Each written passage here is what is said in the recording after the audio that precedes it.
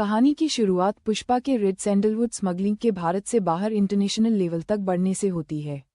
एक नया international cartel leader सामने आता है, जो पुष्पा को गिराने की कोशिश करता है। पुष्पा अपनी चतुराई, दमदार पर्सनैलिटी और खतरनाक लड़ाइयों से अपनी सत्ता बनाए रखता है।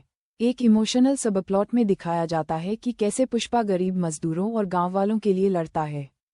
क्लाइमैक्स में पुष्पा जीत तो जाता है, लेकिन उसे अपनी ताकत के बदले अपनों को खोने की कीमत चुकानी पड़ती है।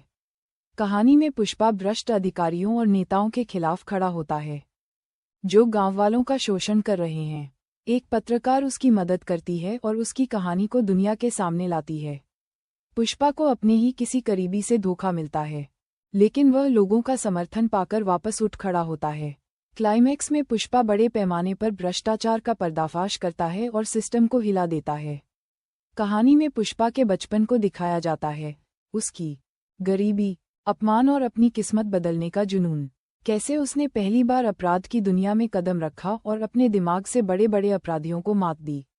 उसका पहला स्मगलिंग मिशन और उसकी रणनीतियां दिखाते हुए कहानी दर्शकों को बांधती है। अंत में पुष्पा के वर्तमान की झलक दिखाते हुए कहानी को फिल्म से जोड़ दिया जाता है।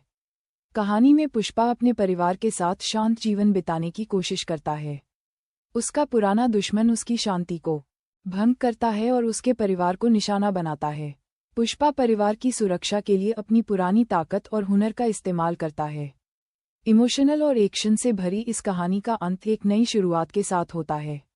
एक नया किरदार कहानी में आता है जो पुष्पा का साथ देता है। दोनों मिलकर अपने दुश्मनों को हराते हैं, लेकिन धीरे धीरे पता चलता है कि उन्हें एक दूसरे के खिलाफ भड़काया जा रहा है। क्लाइमैक्स में पुष्पा अपने साथी की सच्चाई जानता है और तय करता है कि उसे माफ करना है या सजा देना। पुष्पा एक ऐसी लड़की से प्यार करता है जो उसके दुश्मन गैंग के लिए काम करती है। उनकी प्रेम कहानी दुश्मनी और गलतफहमियों के बीच पनपती है। कहानी में ट्विस्ट तब आता है जब पुष्पा की प्रेमिका की हत्या कर दी जाती है। पुष्पा बदला लेने निकलता है, लेकिन अंत में बदले से आगे बढ़कर न्याय का रास्ता अपनाता है।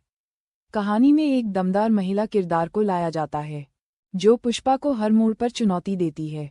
उनके बीच दिमाग और ताकत की जोरदार टक्कर होती है। दोनों के बीच सम्मान पनपता है और वे एक बड़ी समस्या के खिलाफ साथ आते हैं। कहानी का अंत उनके अधूरे रिश्ते और संभावित सीक्वल के संकेत के साथ होता है। पुष्पा जंगल को बचाने के लिए एक बड़ी कंपनी के खिलाफ खड़ा होता है। कहानी में पर्यावरण संरक्षण का संदेश और पुष्पा का जंगल से गहरा रिश्ता दिखाया जाता है। पुष्पा अपनी ताकत और चतुराई से कंपनी और भ्रष्ट अधिकारियों को हराता है। कहानी का अंत एक मजबूत संदेश के साथ होता है कि प्रकृति की रक्षा करना सबकी जिम्मेदारी है। कहानी पुष्पा के बेटे या बेटी पर आधारित है, जो उसकी विरासत के साथ बड़ा हो रहा है। वह अपनी पहचान बनाने के लिए संघर्ष करता है और पुराने दुश्मनों से लड़ता है।